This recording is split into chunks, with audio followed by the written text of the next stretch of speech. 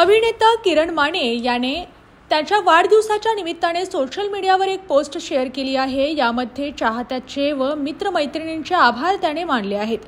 या पोस्टमध्ये तो म्हणतो की एक खूप महत्त्वाची भूमिका साकारण्याचा आनंद घ्यायला मिळणं, त्याच सेटवर सगळ्या सहकलाकारांनी आणि तंत्रज्ञांनी बर्थडे सेलिब्रेट करणं यासारखं एका अभिनेत्यासाठी दुसरं सुख नाही।